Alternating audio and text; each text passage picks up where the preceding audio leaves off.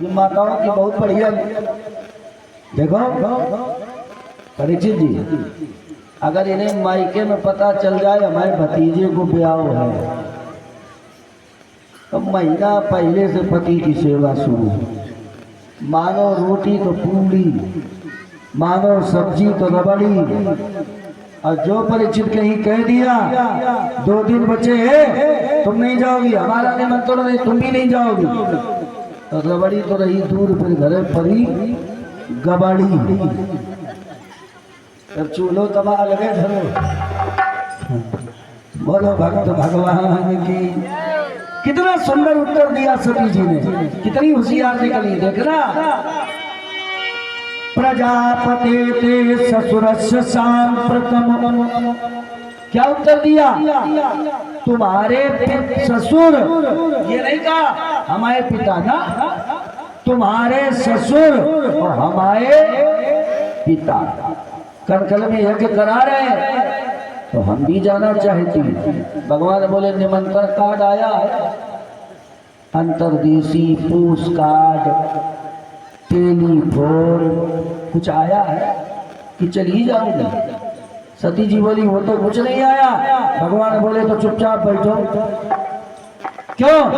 अब भगवान शंकर ने पूरी बात बताई, अभी तक नहीं बताई। भगवान भोलेनाथ क्या बोले? तदब विरोध मान जा कोई और तहा गए कल्याण न। जहां बड़ा विरोध हो वहां जाना नहीं चाहिए। सती जी बोली कैसा विरोध? तो अब बताया दक्ष की पूरी बात, हमारी तुम्हारे पिता से लड़ाई। भगवान से कहा महाराज तो हमें चला जाने दो। भगवान भोलेनाथ ने विचार किया, अनेक प्रकार से समझाया। कहा देवी गुण गाना कभी और निगुणी के न तुम, मूढ़ कुटीत्र बनाना नहीं। अवधेश सदा नित ध्यान रहे, जहाँ मान न हो वहाँ जाना नहीं। देवी जहाँ पर अपना मान नहीं है वहाँ मत जाओ। सती जी बोली सुनो महाराज, तुम्हारा विवाद है, हमारा तो है नहीं, और हम बुलाए तब चली आना। हम अपने पति पिता को समझाऊंगी।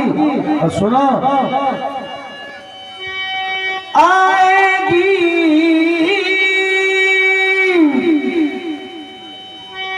प्रभु आएगी, आएगी पहले मेरी सभी ही वगा, यज्ञ के बहाने से उनसे मिल आऊंगी। बरसों से छूटी बहनें आज यज्ञ में मिलेगी।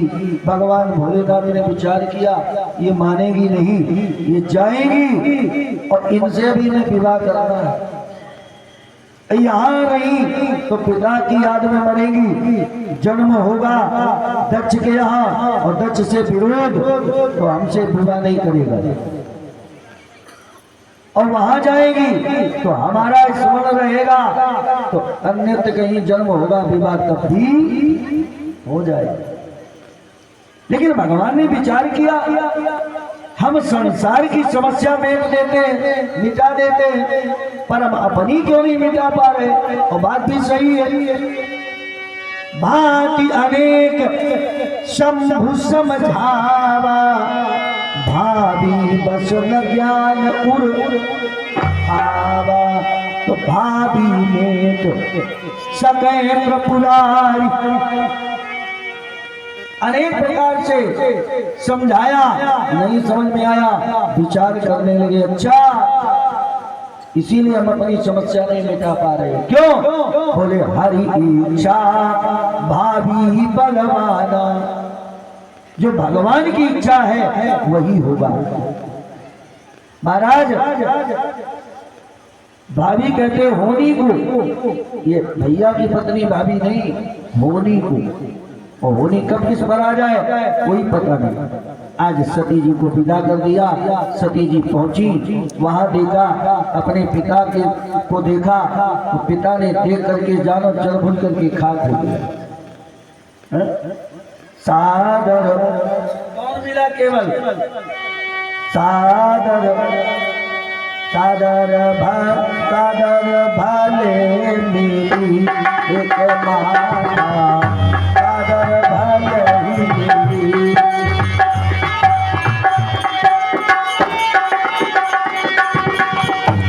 भगनी मिली बहुल मुस्काता, भगनी मिली बहुल मुस्काता, सादर भाले मिली एक माता,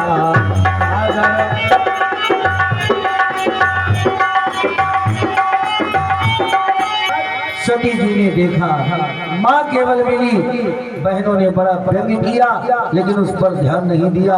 पहुंची यज्ञ स्थल पर, और जब यज्ञ स्थल पर पहुंची तो चारों ओर घूम कर देखा, पर देखा क्या,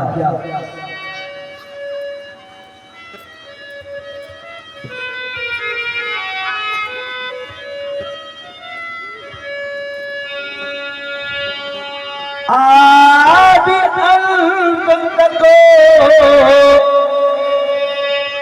और ढूंढ फिरी, पर मिला आत्म अनुरागी नहीं।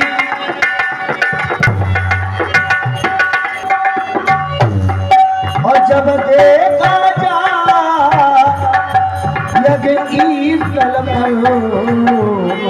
आया शंकर का भाग नहीं।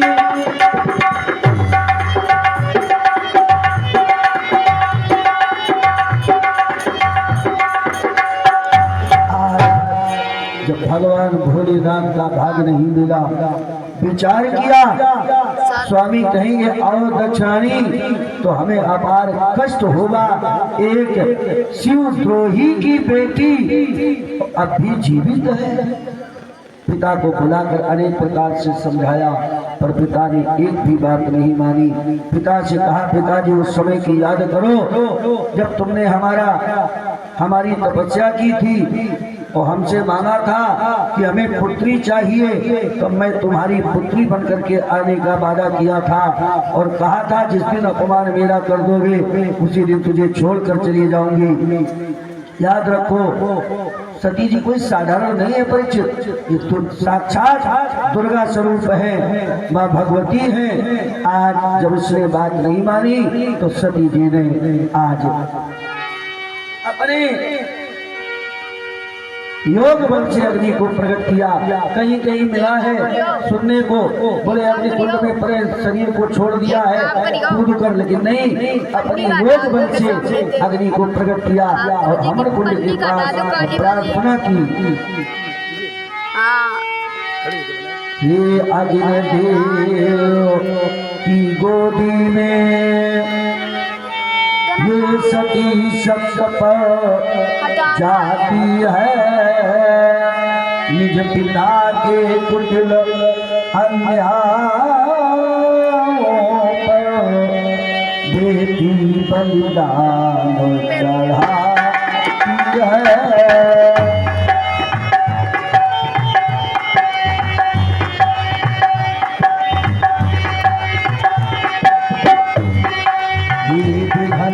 इतना तो देना ये सती शक्ति बनी रहे, जिस जगह जहाँ जहाँ जन्मे शंकर की कहीं रहे।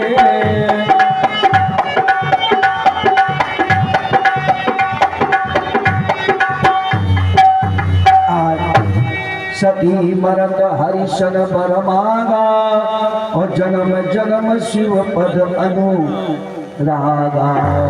आज सती जी ने भगवान से प्रार्थना की, हे प्रभु आज पिता के व्यवहारों से, अन्यायों से आज ये सती अपना शरीर का परित्याग करने जा रही, क्षमा करना और हमारा जन्म कहीं हो पर हमारे स्वामी भगवान भोलेनाथ हो।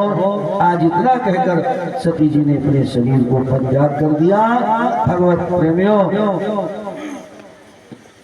ये भगवान को कैलाश पर्वत पर सुनने को मिली तो अपने क्रोध से काली और वीरभद्र को प्रकट कर दिया। वीरभद्र को आदेश दिया, जाओ यज्ञ ध्वंस कर दो। वीरभद्र आया, मलमूत्र त्याग करके पवित्र कर दिया यज्ञ कुंड को। जो हंस रहे थे उनके मुख पर एक मुष्टि का प्रहार किया, सारे दांत साफ, प्रभु जी की दाढ़ी नोच कर स्वाहा कर दी, भगमात्मा की आंखें निकाल कर स्वाहा कर दी। आज मेरे श्रोता बंधु दक्ष का सर तोड़कर और महाराज हमन में स्वाहा कर दिया। लौट करके आया, इधर सारे देवता घबराने लगे, भगवान के पास पहुंचे, भगवान की प्रार्थना की।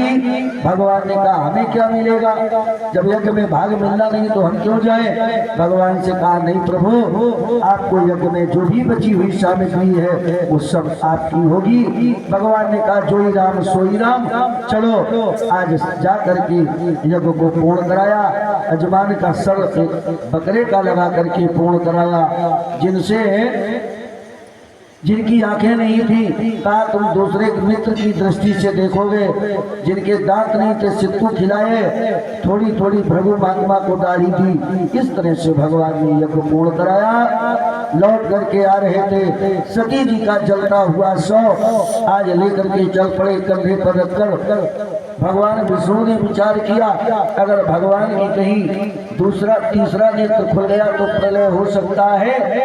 तो कहीं कहीं प्रमाण मिला 81 टुकड़े किए हैं, कहीं प्रमाण मिला 51 और कहीं चक्र से टुकड़े 9 किए हैं, जो 9 सिद्ध पीठ मानी जाती है माता भगवती की। बोलो भगवती मैया की। इसके बाद भगवान अपने कैलाश पर्वत पर आए। यही माता सती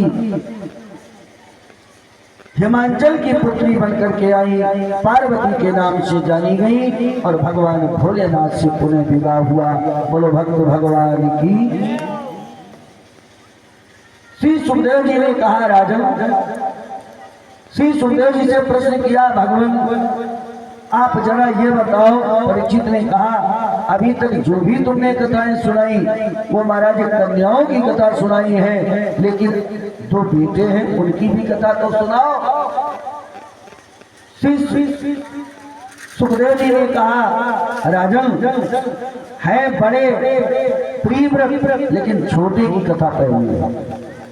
देखो उत्तान काल पर आप सभी लोग जिनके जन्म लेने पर पैर ऊपर है सर नीचे है वही उत्तान काल।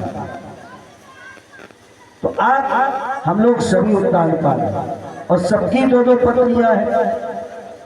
परिचित आपकी भी 2 पत्नियां हैं? परिचित का काय संजा झगड़ा कर रही हो है, हम प्रमाणित करेंगे।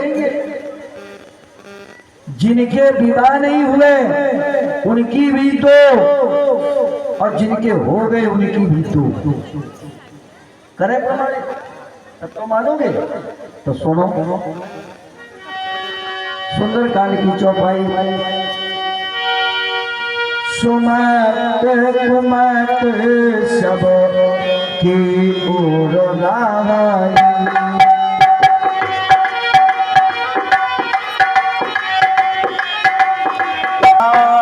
पुराण निगम गाई।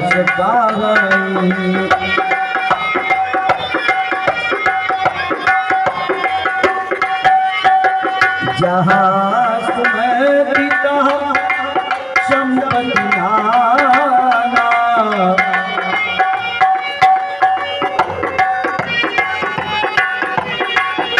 जहाँ तुम्हें पिता विपदो निधाना जहाँ